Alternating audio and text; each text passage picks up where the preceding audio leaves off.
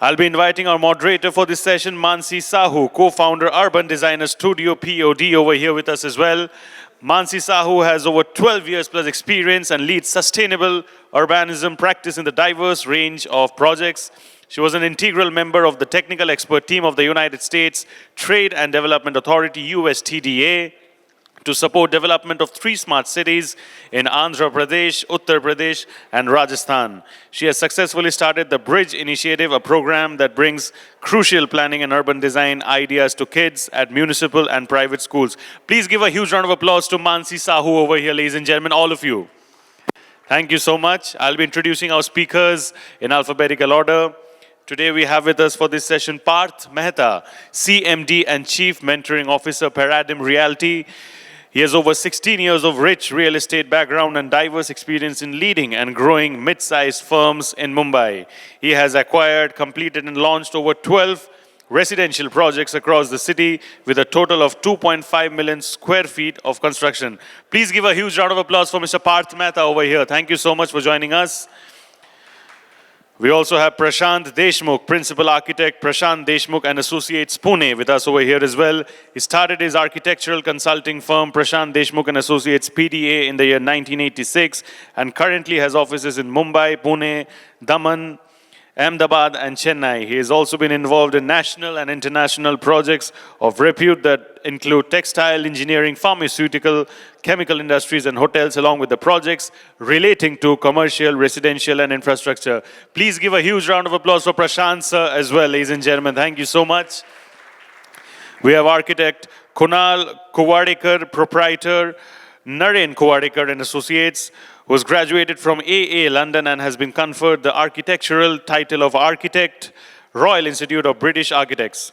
On his return to India in the year 2002, he came on board to architect Naren Kuwadekar and Associates NKA, which is to credit, has world countrywide design and developed various unique, well-documented architectural building projects and installations all over the country. Please give a huge round of applause for Mr. Kunal as well over here, ladies and gentlemen. Thank you so much. We also have Karan, Daisaria, Principal Architect from Daisaria Associates, joining us over here as well. Please give a huge round of applause for him as well. He specializes in urban housing and planning. In the last 8 years of experience as an architect, he has found his niche in designing residential townships, holiday homes, public projects and more. His forte lies in design, planning and vision building of projects. Thank you. We also have today Sanket Jayakar over here, Director of Kapadia Associates. Sanket Jayakar has been in the architectural profession for over 24 years and has worked in Austria and traveled in Europe before joining Kapadia Associates in the year 2000.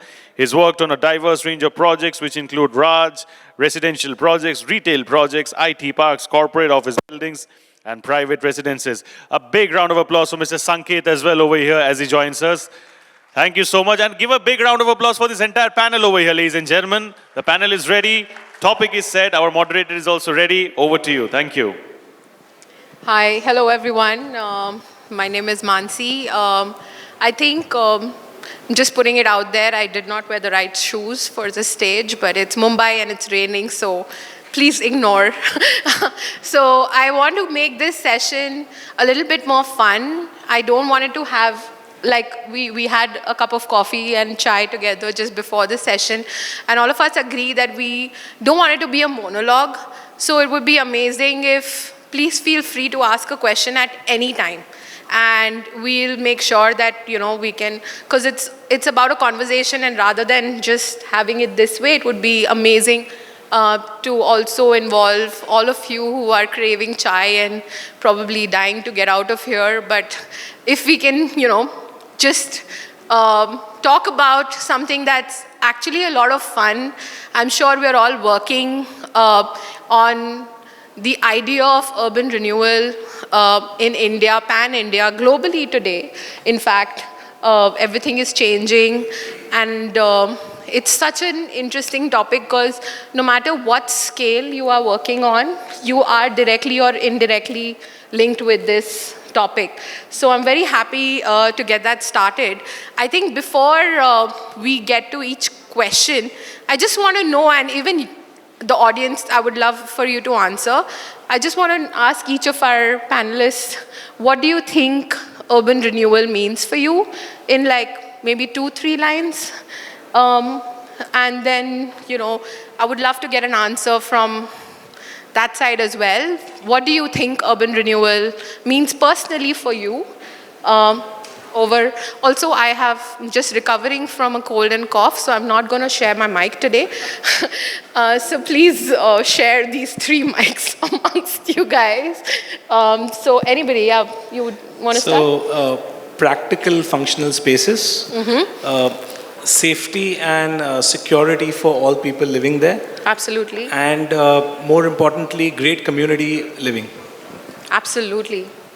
As I told you, I think it's a great opportunity for all the architects today and probably the developers and the builders to sort of remake the whole thing. It's like remaking those great movies that guys are making now in Hindi and English and everything. And I think when we do that, we have different challenges to look into all those, I think, which we are going to discuss.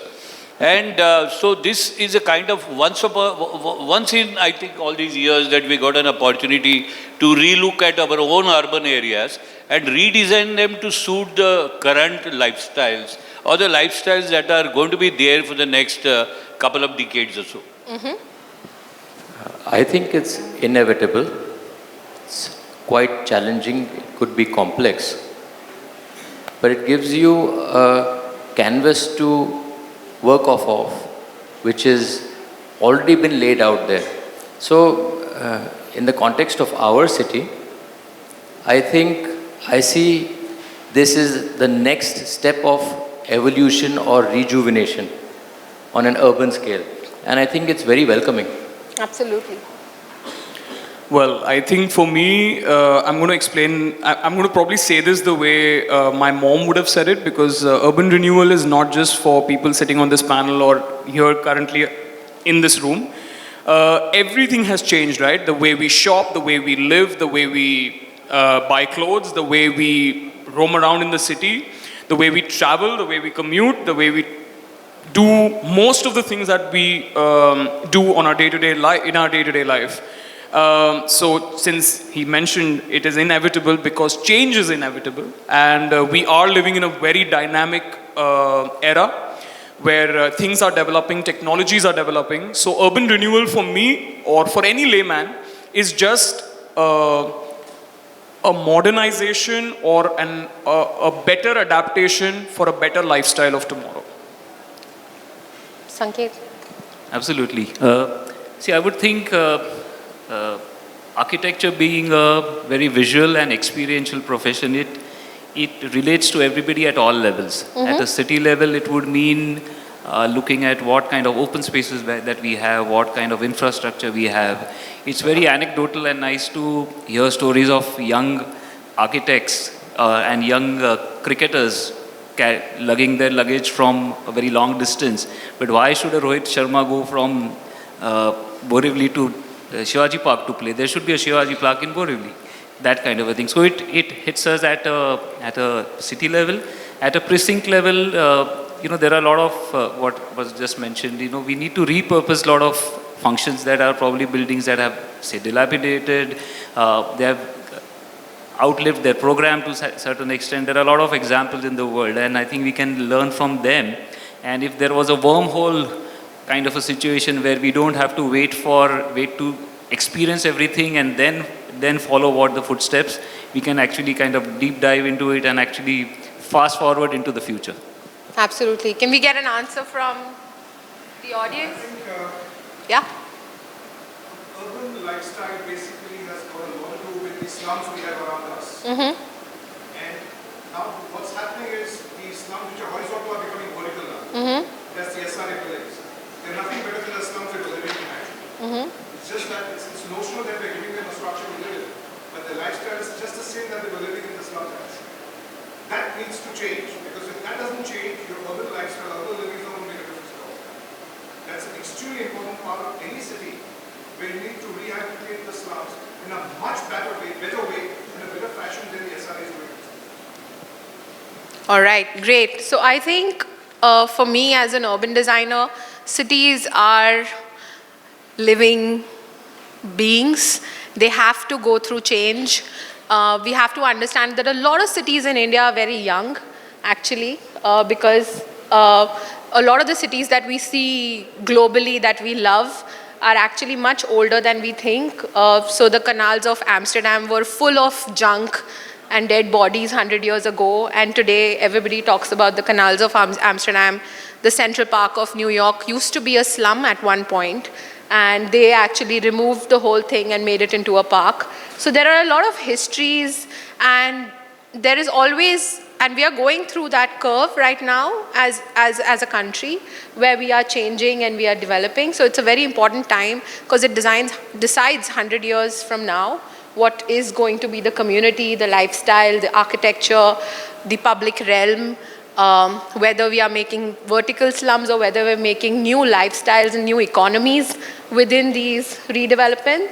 So I think with that, I personally have taken I've put 5 pillars which I think are important for urban renewal, and maybe we can talk about each of them, and we can also add. So I think the first pillar that I think is important is public-private partnership.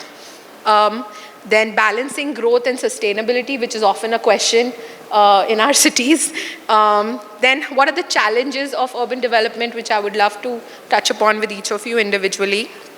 The role of technology, I know we've had that as a panel, but specifically to urban renewal, what do you think that role is? And last but not the least, I think community engagement. How do you take everybody with you when you're doing an urban renewal, so that you are not creating social inequity, you're not creating so many issues that could actually be a direct impact of the wrong kind of development. So I would love to start with public-private partnership. So what do you think are some of the good examples in India or globally of like public-private partnerships, if you could touch upon them? But I think I don't mean to start this discussion on a negative note, but I think public-private partnership essentially has worked a lot more in the infrastructure segment of most of the major cities, or whether some of the examples that we have in India also. Most of them, even if I name some of them, would be all infrastructure related projects. But rather I have seen public-private partnership miserably failing when it comes to redevelopment or sort of rehousing people, because frankly, whether it's SRA or MHADA, it's still a public-private partnership, because there is a government body, and when I think someone rightly mentioned that these are slums that are growing vertically. Why are they slums growing vertically? Because redevelopment today is honestly not a luxury or a choice that you have. It is a compulsion in Mumbai. So if it is a compulsion, then people are not going to think about quality. Because we are not living in a developing city. In the premise of a developing city, people are seeing that, okay, at least I'm giving a 300 square feet house to someone who's living in a shanty town. So when that mindset changes, that you're not supposed to just redevelop and give them a house, you're probably not just supposed to redevelop their life, you're supposed to redevelop their livelihood. That is when, bringing public-private partnership comes into play, at least in the residential sector, is what my sort of humble opinion is. I think it could be even policy-related. Public-private partnership is also going at that level. It need not be directly commercially or architecturally, right? So absolutely, we'll touch. I think you will have a lot to add on that. So it's a good point, because if you see predominantly Mumbai, and you see the rapid development that has happened over the last 1 to 1.5 decade across Mumbai, right from 2005-07 to 2024, what do you see? Now, like how Karan said about MHADA, SRA, collected lands, etc., which are going for redevelopment or SRA redevelopment. Now, these are essential partnerships which have been the foundation of the city. Mumbai doesn't have land. Prices, we all know how it's skyrocketing. The only way that we could be in line with what our Prime Minister's goal was there for a slum-free Mumbai is by encouraging more of public-private partnership. And you see old dilapidated MHADA buildings, MHADA chawls, and you see what was there 10 years back and now. We see a world of a difference. I'm not saying it does not have its roadblocks, issues, challenges, but it has still moved rapidly. What kind of development we've never seen in India over the last 50 years has happened over the last decade. Now, the next way forward for this decade is now when socially, economically, India is doing very well. I think the only way this is going to get accelerated is by more support of the government, more clearer policies, more entrusting the developers with enough freedom and elbow space to perform well. We cannot have an approach where a developer is kept on a leash or he's always looked at it as a wrong box. End of the day, we are the people who take all the risk. We are the biggest contributors to GDP. We are indirectly kind of employing so many people as an industry fraternity as a whole. So I feel a little bit of more refining of policies and in terms of a slightly telescopic vision rather than a microscopic vision is what is required in a city like Mumbai.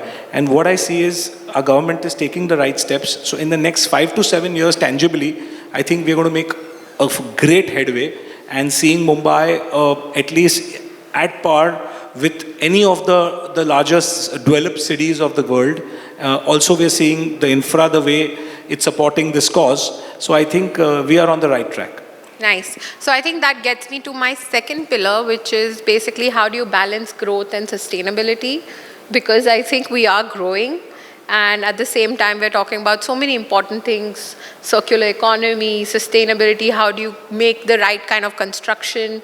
How do you make a building that's, in some way positive than, if it weren't there? So just wanted to get your thoughts. But Mansi, do you really think real estate and architecture is sustainable? Yes, it can be. I think sustainability is a very large... I think community sustainability, livelihood sustainability, these are also very important parts. Today, Lower Parel is building so many buildings, but it's becoming so much more unsafe. And because, we're instead of walking into, Mumbai always had lovely streets, and if you would scream, 5 aunties would pop out and, see what's happening. And today there are so many car parks that if you scream, you'll have to reach the 15th floor for the first auntie to pop out. So I think that is also part of sustainability. Scale is a part of sustainability. And how do you balance that is often a question I'm asking myself with financials, with, profitability, with how do you have the right edge conditions, how do you have all the challenges that come in.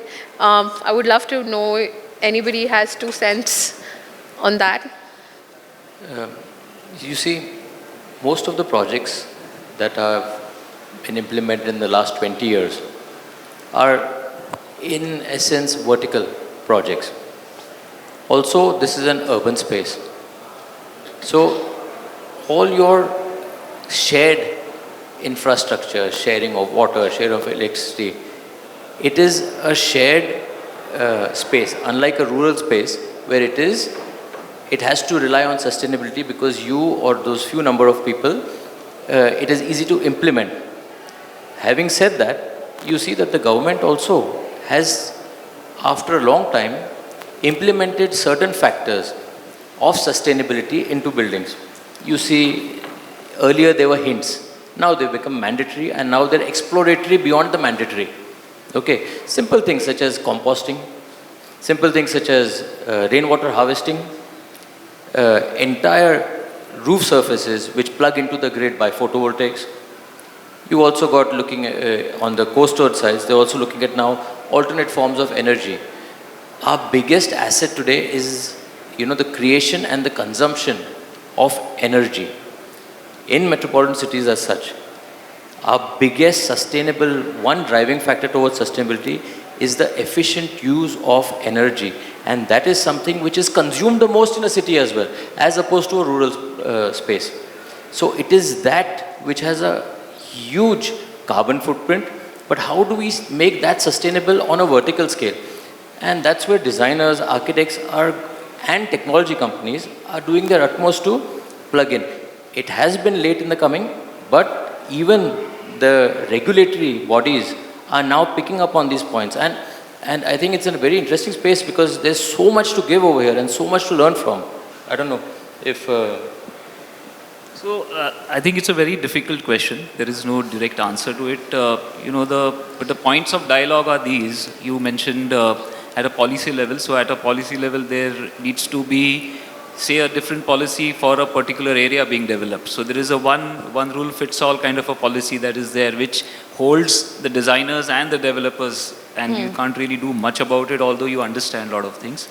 Other point would be confidence building. So currently redevelopment and all government initiatives are looked at with skepticism. So say for example, he mentioned infrastructure projects that have been successful. For example, there is High Line in New York, which was a rail yard, which became a park. It took reference from another similar example in Paris, which is Kuwadekar. It did that same thing. So there was a confidence from confidence building that, hey, this project, when it's taken over, it'll do something for the city. So we are at that stage. That's what I meant, that we are at a stage where there is confidence that once it is built, maybe all of these things will be looked upon by the community with a little bit less skepticism. And community involvement is extremely important. So, what really happens is that if the vision of all the stakeholders, including the user, is the same, then that's the only way, the entire, vision will be fulfilled. Otherwise, there will always be naysayers who can kind of put a spanner in the works. But, so I want to add to what Sanket bhai is saying, and sorry, I'll take this 30 seconds of extra time, is because I'm so, the fact of sustainability in cities like Mumbai, or specifically for Mumbai, or for the real estate sector, has come down to taking MOEF approval, okay? When sustainability will become a general practice by everyone. Today, it's not about the projects that cross 20,000 square meters, which need to have an STP, need to have an OWC, need to have all those other sustainable factors that make it less impactful to the environment. Ultimately, when it is going out into the drain, even if it's cleared water, my other projects which are less than 20,000 square meters, which are dumping all the raw, effluents into the normal drain, ultimately goes to the larger STP, increasing the burden on the civic amenity. I think sustainability will only become a given if there is some sort of a reimbursement given from the government or some kind of subsidy. मैं आपको अभी बोलता हूँ, I'm sorry, I'm taking that sort of leverage from Parth bhai also. You give, let's say, you make your building IGBC rated, you will get 1,000 square meters more FSI to build. And see how many developers will do that. It has become, I feel that more than the MOEF, it should be that moral social responsibility, right? Which is why I question that, is really real estate sustainable? I think it's interesting. So I think Mumbai case is completely different, and a lot of Indian cities are very, very different. Mumbai is a completely megapolis. I don't even call it metropolis anymore. It's a megapolis, even in the global standards. So I think the challenges we face here are completely different. But even cities like Bangalore, Hyderabad, they are actually going through a whole lot of mass transformation at a very different scale. They don't have dearth of land like Mumbai. They're not all densified in one point. And I think it definitely, I also think that if you do not just rely on the consciousness of people, you do get a lot more. It should be a give and take. And why not? And that's how the world has always worked. So I hear you, and I completely agree that if there were benefits given, a lot more people would come rather than just, getting the social badge of it. Yeah. Correct. We have actually managed to change a sales pitch of a 100-acre township. I think Karan, Kapadia team was also working on that project, where if you go, it's with Godrej and it's a 100-acre township. You go today and they talk about swales, they talk about, if you go there and there's a ravine that we completely made part of the sales pitch, rather than just कि ये पेड़ है इनको संभाल के रखो, keep it. It was not for that. It was specifically, for PLCs, for getting better saleability, but also having a good livability. And today when you go there and that sales team is like, yeah, this is a swale, you will not see water all the time. because it's a swale, you will see only water in the rainy season. And that's a very good thing for us to kind of learn that it's come down to sales now. So I think it is there.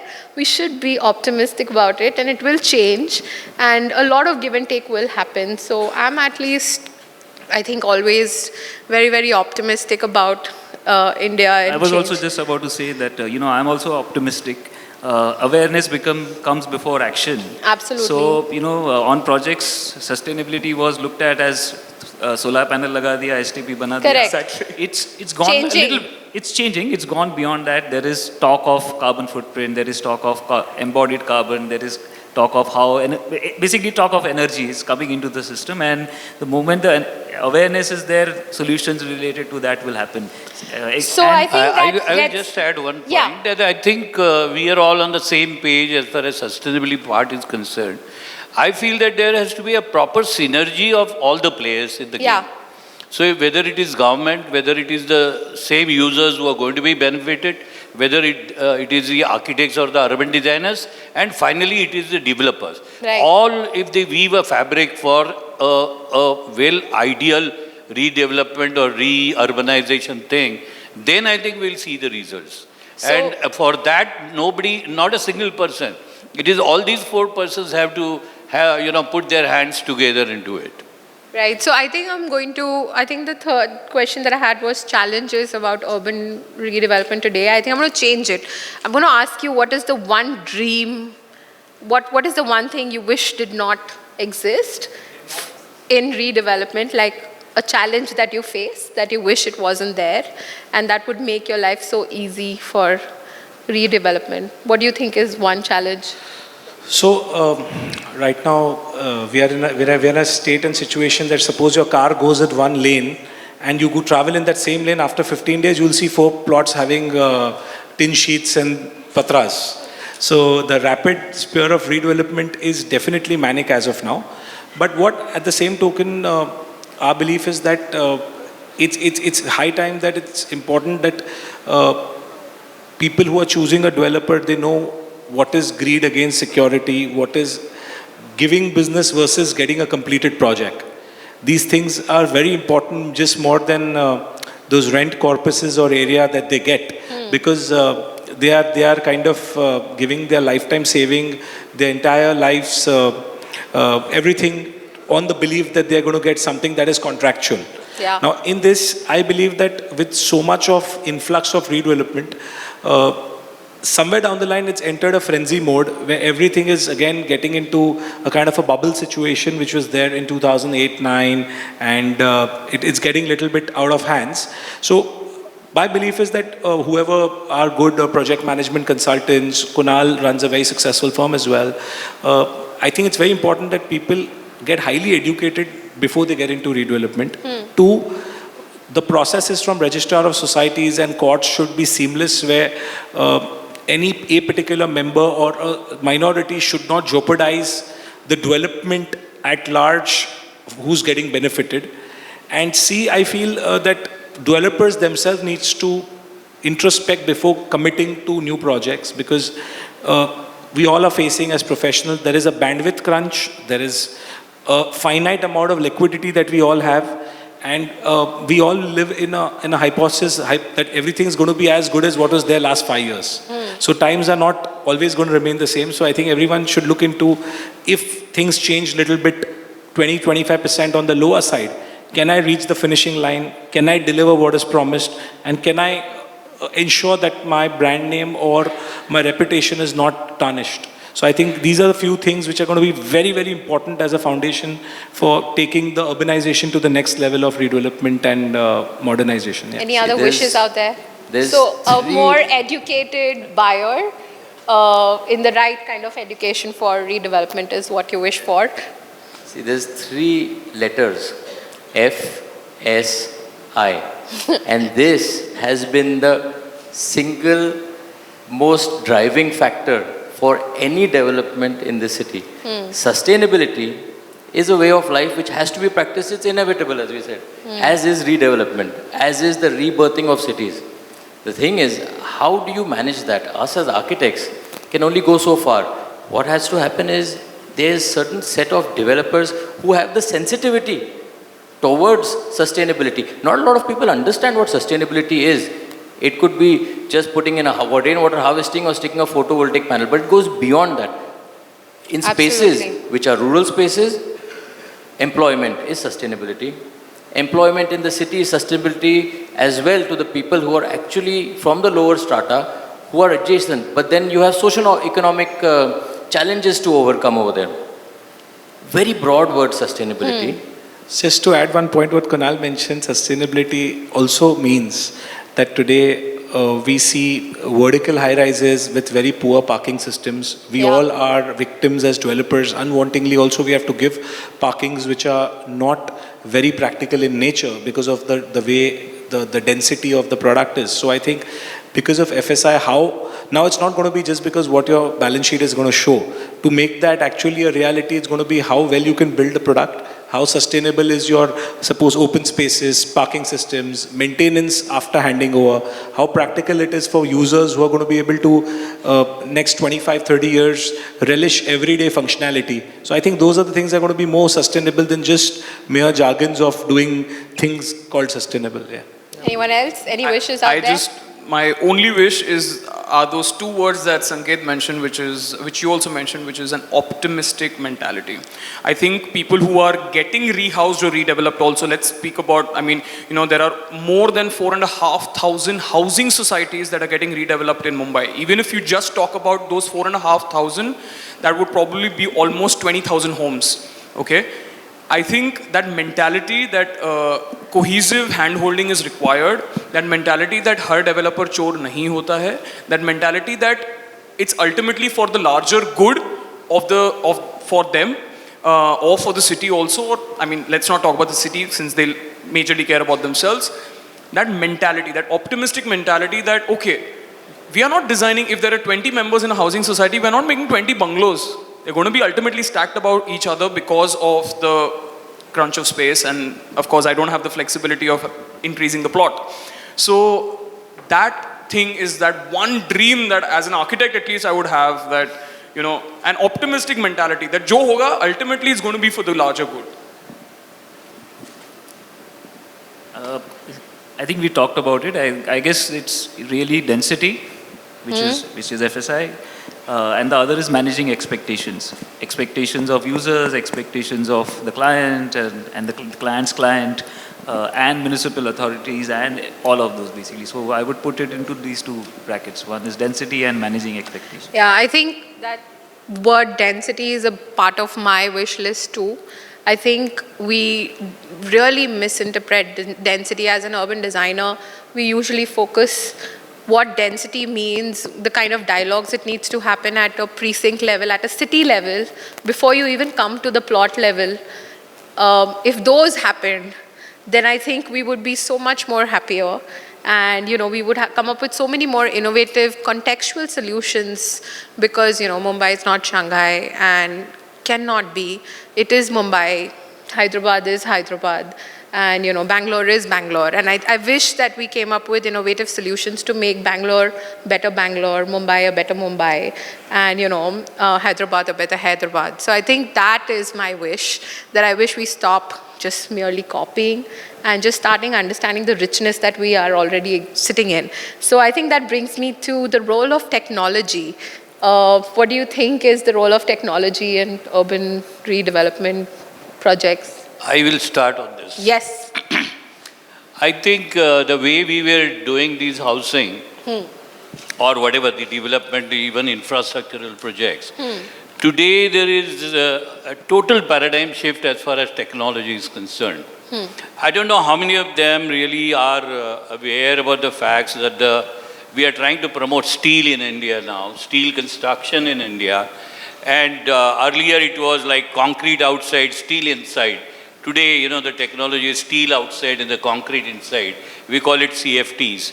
And there are these manufacturers are coming up with, manufacturing steel which will resist fire as well. There will be more, we have a vermiculite treatment as well for the steel buildings, but they are trying to avoid vermiculite treatment, creating a better quality of steel. That is when I was discussing with JSW and Tata Steel and things like that. So I think there are many projects, many technological things are happening, not only in terms of right from soil investigation up to the type of construction that we take up. Maybe we have a steel building with deck slabs, maybe we have, concrete buildings with PT slabs, longer spans, and all these, I always believe that technology comes with the rider of saving in cost, saving in time, and offering quality. I agree with him. There was a project which my firm did known as Green Acres in Loknwala complex. A lot of people know this for a lot of awards that it's won. But one of the things that they did in 1987 was that they created a 17-storied building in 34 days flat. That was the first time they used slip form and jump form technology, which was astronomically high. The cost was unviable then, but they did it as an experiment. But time is money. And the implementation of technology and the kind of construction technology that we have today is phenomenal. We are not even scratched the T of technology that is going on outside. But private entrepreneurs such as Parth, other development firms are actively engaging in in using a lot of technology. The other side of technology is the accountability of sustainability. Okay, that's a monitoring system, but technology on its own, and technology is emerging, so technology costs. So to implement technology, there is a cost. How do you offset that cost and benefit sustainability? Again, it comes down to incentivization of FSI across the board. I don't know. So adding what Kunal mentioned, we recently were completing a 40-story building in 36 months, about 700 homes. As a model case, we realized we were using, of course, BIM technology and other things. It's so amazing as a case study also that today, if we know that there is going to be a lag of material after 5 days at site, we know 1 week in advance. If we know the labor strength is less, we know a week in advance. If we know if there is a quality defect, we'll know in advance. So there is more proactive approach rather than reactive approach, A. B, there is immense saving in cost. Because today in a competitive environment like Mumbai, we cannot choose our price. Correct. The buyer has to choose the product. And the only way the buyer can choose is your speed, your quality, and your ability to deliver quick. So I think what Kunal mentioned, we've just scratched the surface. And generally there is a thing where people are very unbiased towards getting into new technology. They want to be, it's definitely not, they don't want to get out of the comfort zone of investing in a technology. But anyone who wants to remain relevant for the next decade or two, it's important that they have that mentality, mindset shift into this. It saves life, it saves time, it reduces bandwidth dependency enormously. Gone are the days we say, "Arey, mera engineer badli ho gaya, usko malum tha." It's not like that. "Arey, my storekeeper has changed, he knew it, now he's not on job." Boss, everything is system driven. And with this, the buyers today also understand, because your customer service department also is able to give them the answer that why, due to what reason there is a slight delay or there is a change of plan or etc. And I think that's the way to go. Great. But I just have an addition to the technology. He mentioned about, completing a building in 36 months. Unfortunately, after 36 months of time that it took for approvals, right? I'm sorry, I'm just taking the liberty of taking a rough timeline. So, why do we constantly mention about technology on the construction front when the pre-construction part is actually the more tedious part? So, if developers or architects are so technologically driven or rather focused on, getting better every year, I think it's very important that the government agencies or the approving authorities are also as technologically savage, I would want to say, not just acceptful, but savage. I'm not saying that they have not done it. Partly it has been done, but for example, SRA Mahada, even today, there are offline submissions. You still have to give printed copies, signed, and wait for about 6 months for all the authorities to give me an approval. MOEF, the same thing. Any government body, I think it's very, I hope this is not going anywhere, but then it's majorly... Oh, it's on time. It is absolutely going somewhere, but the main thing is, I think technology should not be only on the construction front, Absolutely. it's the pre-construction I think it's important to take everybody in the system together, so that that's not just one person who is relying on. I think the construction data sets definitely help you, but what you're saying about the process data sets, which would make the process so much more faster, is absolutely very important. I think I'm going to talk about the last one, ask the question about what do you think is the role of community engagement in urban renewal projects? What are the challenges? What are the tips and tricks that you have? And how do you, want to navigate community engagement? I would love to know from each of you. I'm very happy to share that we're starting a program in our couple of gated communities where post handover we are developing an app where everyone's data is on the app where each one can review. Now, what's helping is in a community where there are 700, 800 apartments, each house having 3-4 people, about 3,000 people living there roughly. There are 10 CAs, 10 lawyers, 10 doctors, 10 teachers, 10 ladies who give dabbas, everything. So, in a way, what we realized is this is the most beautiful way that's within your complex, within your community, people who are good at a lot of different things are able to get engaged. With this, we realized that there are so many demands that are there within the community that are getting fulfilled. Like someone is a dentist, someone is a orthopedic, someone is a GP.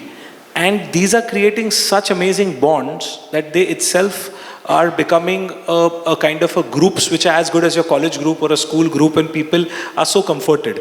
So we realized that large complexes across India, this is one place where I feel a lot of developers have a big play, where the community living in true sense is also community giving and community taking.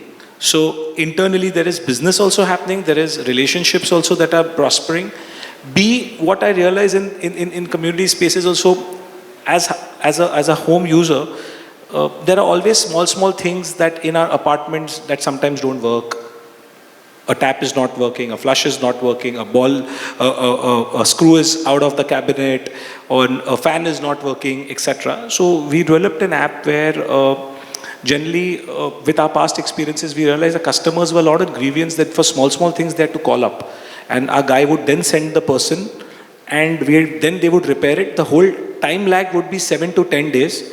And for one year after handover also, our post handover team was not getting free. So we realized that this can actually be done paperless, phone-less, follow-up-less. We resonated and kind of emulated this, what Emaar is doing in Dubai. It's very interesting. You just put on your app, so when you're handing over, all the agencies who have given services in the building are tagged to the app. We anyways have a 1-year retention amount which is with us. And it's a part of our contract that the same has to be resolved in 72 hours. And that thing should not come to the developer. It should, the home purchaser should know very well that tomorrow at this time, the plumber is going to come and it's resolved. He has to just put a comment, this is resolved. Now, these are few things which are so incredibly important to save time, energy, and not have wasteful interactions on follow-ups. I think these are the things which are going to really be the next step in future for Mumbai. Great. I just want to know how we're doing on time, if anybody. 5 minutes, 32 Okay, great. seconds. I think we have 5 minutes left. I just wanted to just deviate from, because we have been, I think, concentrating only on residential redevelopment. Correct. I am engaged in redeveloping railway stations in very big way. We are really redeveloping airports as well. And what is my experience is, as far as the community involvement and things like that are concerned, because we are given a problem as architects as to, make them look like airports and things like that. But whether we really make all kinds of study before that, I mean, what is the community requirement over there? How do we involve community into all those things, rather than just making them beautiful and using the modern materials and things like that? Whether that kind of a study is done by all the authorities, I don't think they do it. So I feel that when we talk of community, it should be, if the airport authority is doing, it has to be again involving the master plan, the development plan, and everything along with it, so that a proper fabric is woven. Otherwise, we just develop the place and the roads are not yet developed. And, if I convert a railway station into an airport, are the other infrastructures which go by that? Maybe, as you said, the landscape, or he's talking about, other aspects like fire protection systems and solar and things like that. So whether they are going to be part of it, or whether there are other authorities which are concerned with the day-to-day activities of that functioning, whether they are involved in this picture or not, is also to be seen. So that we can call it as a community, and that as a whole is not happening. There is no holistic approach to the development. We call it Gati Shakti and Amrit Bharat and things like that. So I think these are some of the things which need to be addressed for a better result. So we have 4 minutes, so I'm going to open it up for questions. If anybody has any questions. Yes, please. You don't need a mic, it's okay. Lovely. During the British time, they made the Indians work, and the same Indians are working today. But why are we not able to produce results like the architecture of the previous state? Anybody wants to take that? Or the quality? So I think I'll let the quality bit be answered by Parth Bhai, but I can definitely speak about why is it not allowed. So you know what, we started this. There is someone I would like to name, Dr. Niranjan Hirandani, who created a big landmark. Of course, it's debatable whether, how it was done and what was done through it. But say Powai, say Thane, I think he's built large townships with extremely, I'm assuming you must have seen some of his work. I will be careful of what I say. But my point was that that was the entire era of the 1990s to the 2005-ish. I think, when did Subodh Kumar remove the elevation feature circular? 2011. So after that, what people notice is that, there are these beautiful buildings which are full of fenestrations and ducts and, enough space to create a balcony and all of that, because all of that was free. And the mentality of a developing India was that if I'm getting it free, I might as well put it inside my house. Then came an entire, era where none of this was allowed, and all the elevation features were out, and then we created buildings that were only full of chajjas, right? So I'm probably, and then pandemic struck, and then I hope now there are a lot of new, I think we are getting back. My answer is a tad bit architectural, since you mentioned about British iconism. I think we are reaching there. It will take time, because things take time in Mumbai. So see, I think, also what he mentioned was about VT. Phenomenal building, meticulously planned, well executed. The cost at that time was astronomical for a project as such. I just got off the flight from Lucknow and I came to this our conference over here. I was driving down Shahid Path on the way to the airport. Now what Mayawati put together about 5 years ago or 10 years ago, everyone was saying she's doing ridiculous spending. Okay, but when you drive down that avenue and you see some of the architectural creations that they put together, they have spent astronomical money. They have done a lot of planning and they've implemented it over a period of 5 years. Now something like VT, also in terms of planning, took close to about 2 years. There was no fax, there was no WhatsApp then. The drawings physically had to come from somewhere, someone had to fund that, and someone had to create that by using Indians who knew nothing about the architectural language. Okay, so all this planning took a lot of time, a lot of patience. Today, we are speeding up things. Our regulatory is not in alignment with our developers. Absolutely not. Is driven by financial institutions who want their interest. End of the day, the margins that the developer are making today, they want a place which is functional. Sorry to say, but it's going down the Mahada path. Our buildings are going back to being boxy structures and not iconic structures. If you want iconic structures, sustainable ones, to flourish, balance out the economic strata between the haves and the have-nots, and make it sensible on a platform as the city. Thing is, we need to take a pause and do a little bit of planning and then forge this ahead. Yeah. I want to answer the second part of your question regarding to the quality of why we are not there, the likes of Singapore, Hong Kong, or Dubai. So what happens is I'll take a bullet on behalf of a developer and representing a forum that is CREDA MCHI. I'm a part of the managing committee. Trust me, no developer wants to make a bad building today. No developer. To remain relevant for your next project only, you have to make a good building. But I'll not lie in saying that today, every monsoon, my team still receives 25 phone calls of water seepage. We still receive issues. Our team is still working in the nights, trying to solve it in the dry spell, that why is it coming? It really hurts us that we spend the top dollar, we sign all the possible legal literature to ensure we are indemnified. We use grade A contractors, the top 3 in the city. Still this is there. Now this is because what we realized is the entire mindset and mentality of people working in Mumbai is still हो जाएगा, ये तो होता ही नहीं है, चल जाएगा. We say it is process driven, but it is not. There is limited governance or supervision that our team can do. After having almost 110 people in my construction wing, we still face these challenges in large scale developments.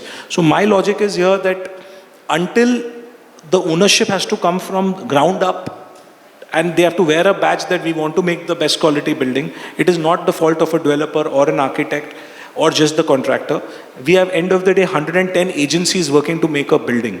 So in areas like Dubai, when I see people issuing working drawings and the detailing of the drawings, there is a docket of 20 pages. My one very dear friend, James Law from Hong Kong, is here.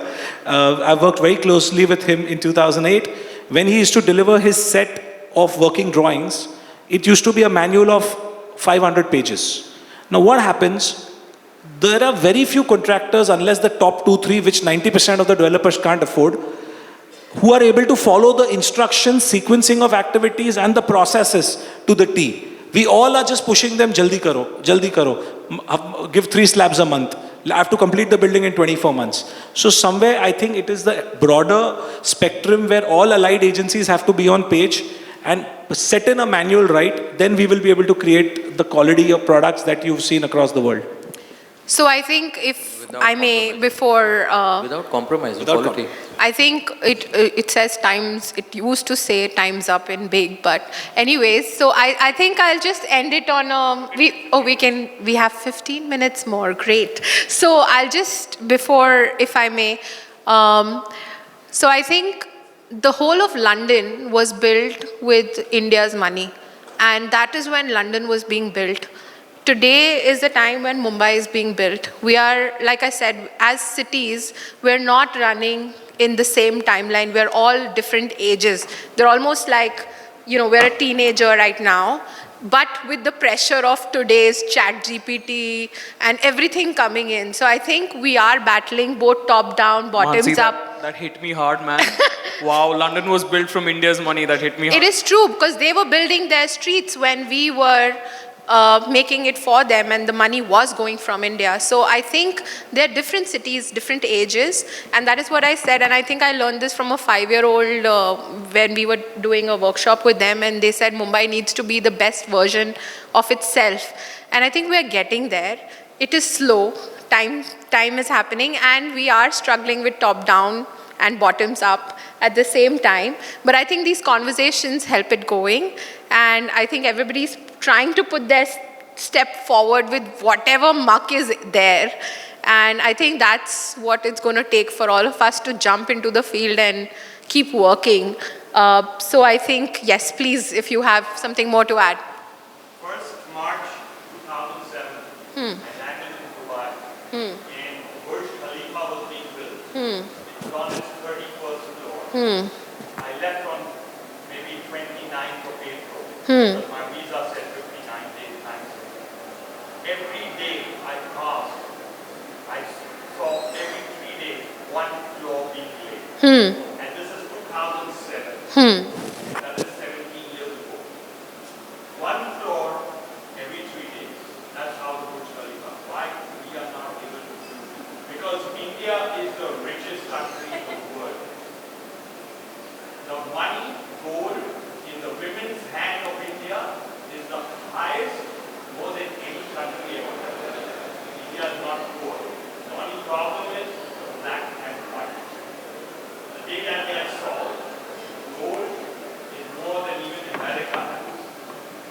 Absolutely. I think definitely women have a lot of gold in India. honest people out there, and we need honesty in the construction and in the work, and we shouldn't rush. We all have time. And like you said, generations, we are many generations. 65% of India is under 30. Correct. So the problem only is the 65% wants to make the fastest money in the shortest time. And rightly so, right? Because Yeah, but it should be changed. There should be ethics, there should be everything involved, where they should realize that what they're building is they're building for themselves and their future children. absolutely. My final line is, you got to take care of Mother Earth. If you don't take care of Mother Earth, whatever we reside in Mother Earth is ours, will not be there. Absolutely. No, absolutely. I mean, definitely Dubai has built at a pace that no one has. But even Burj Khalifa forgot to take care of its sewage. If you know, got added later on because I think they were busy finishing that. But just just as a note of funny, please. So yeah, I would love for any other questions if there are any other questions since we have. Sustainable building, is it?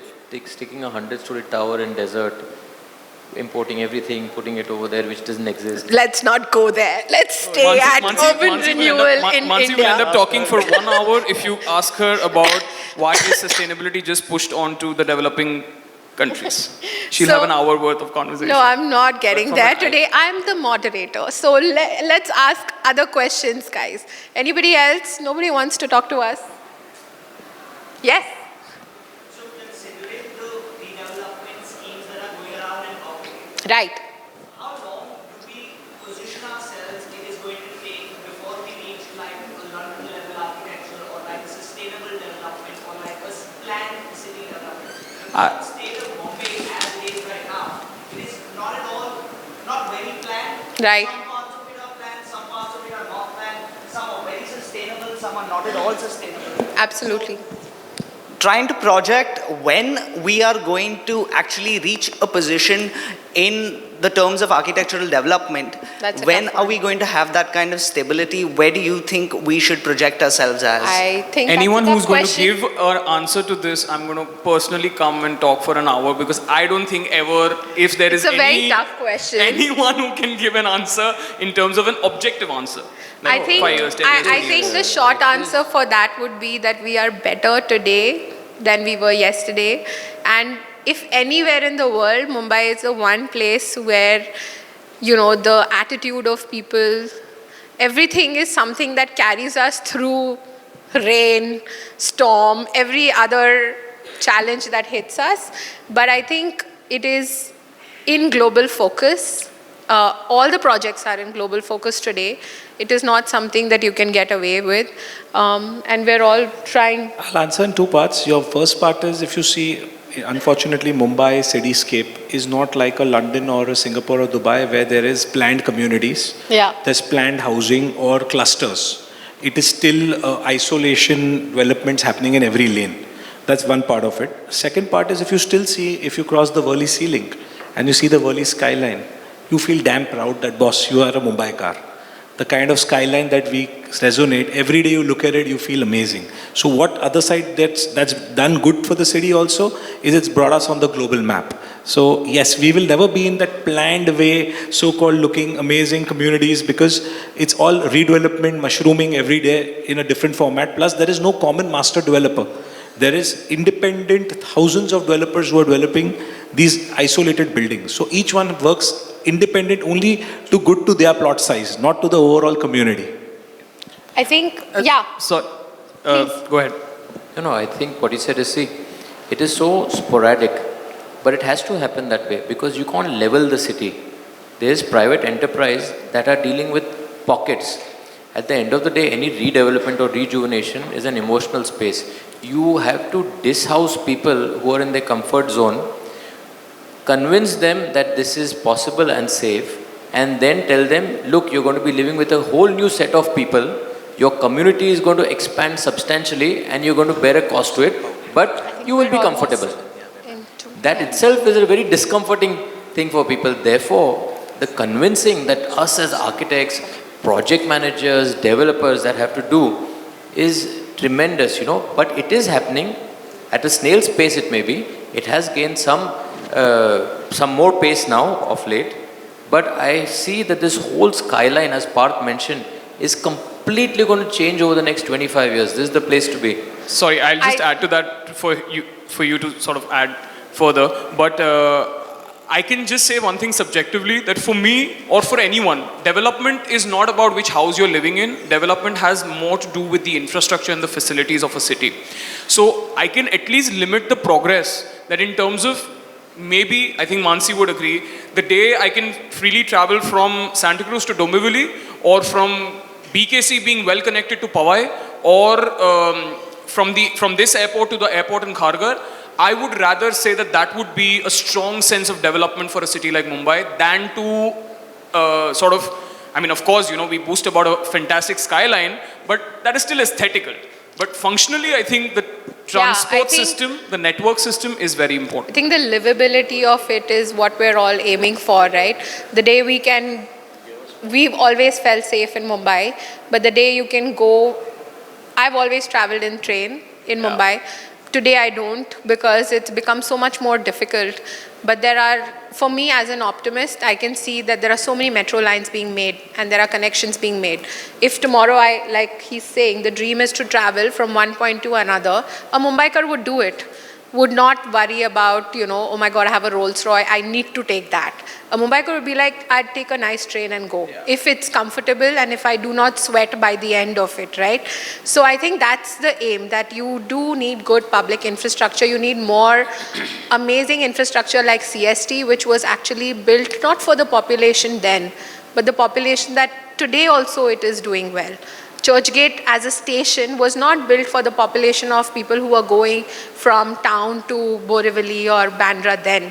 Even today it is taking. So I think it's about designing these large, iconic public infrastructure to make the livability of good parks, good promenades, safer streets, better air, so much more as a density. How do we challenge that? Because we are a megapolis, we cannot afford cars. So I think all of that together, it's a very, very tough answer to give. But I think the idea is conversation and dialogue, community engagement, profitability, construction, infrastructure and good design. Mansi, sorry to interrupt, but I think he talked about when it is going to happen. I think it's happening now. So rather than emotional, I think you were too emotional also.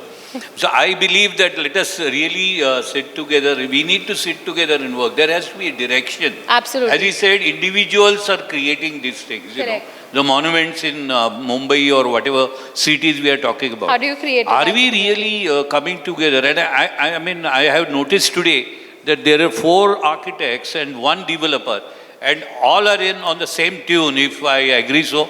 And Absolutely. Thanks to him. Because if that happens in these places in our country, I am sure we can tell him that it can happen tomorrow. Yeah. Because like Sir said, we are moving at a pace right now, even if it is at a snail's pace, but the construction has taken a rampant expansion in India, so to speak. So now that it is coming forward, hence I had this question as to what do we project a timeline for in Bombay's sustainability? Because if we look at other cities like Hyderabad, Bangalore for instance, they're actually really progressing very fast. That is why I had the question. I think it's one step forward, 2 steps backward for them as well. They are going back and forth. But yeah, it's a conversation altogether. Thank you so much, guys. Yes. So, when? I mean, it will be maybe after 10 years, the standard of sustainability will be so high, then it will be after 10 years or 10 years and all.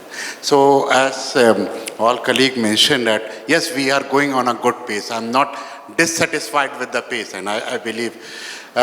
I come from Delhi, and here I'm seeing it, this whole discussion is about Mumbai. Yeah. I mean, there is India beyond Mumbai also. Absolutely. And there is an India beyond Delhi, Mumbai, Kolkata, and all also. That's point.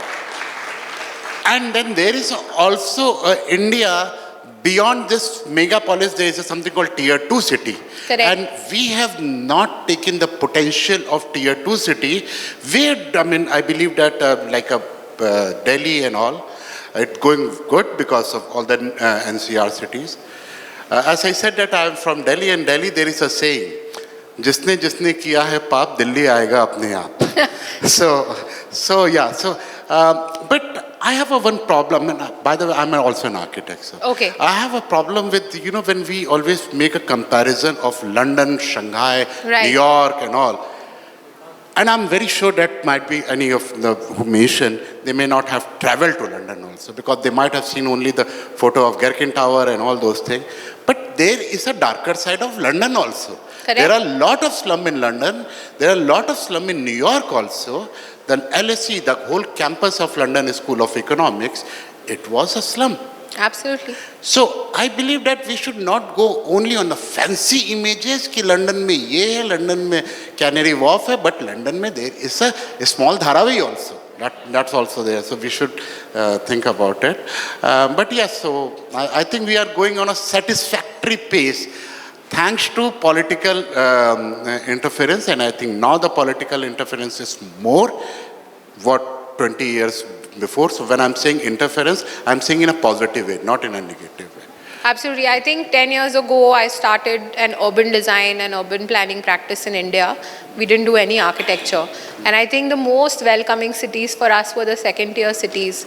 And we worked on cities like Puri, Vishakhapatnam, we worked on even Jaipur, and all of them have been a pleasure to work with. So I completely agree with you. There is a whole India that we haven't even started a conversation about. There's a whole urbanization, and there are so many cities that are just starting to become towns, which we have not even tapped into their potential, because we're just talking about migration and coming to cities. But there are so many potentials there. So I think... But I just want to sort of like set the premise back. We were just discussing that since the premise of this forum was urban renewal, renewal or redevelopment would happen in cities which have had development before. Density, very high densities, which is why the premise, I do agree that the premise became too much of Mumbai, because I think most of us have practices in Mumbai. But yes, the potential of the future of India is definitely in the tier 2 cities. However, we still live in that era where even today, there is that urge of someone from Patna wanting to come to Mumbai to work. The dream city is still the dream city of Mumbai, or the sort of secretariat capital is still Delhi, in spite of Bangalore, Hyderabad, all of these cities doing fantastically as well. But since the premise was urban renewal, I think the conversation just went more towards what are the issues that are happening in redevelopment. So you mean to say the urban renewal idea No, is I actually valid don't in agree Delhi with him. or in Mumbai? No, I don't agree. I do. Sir, it was I only think, a pilot model, I would say, that we have taken Mumbai as the case. It's like a case. I think Mumbaikars are obsessed with Mumbai. Let's end it at that note. And there's a time's up again flashing in my face. So I would just thank everybody for the conversation today. And I hope we can all work towards a better India and, globally position ourselves where we should be. I would love to have any conversations outside this podium.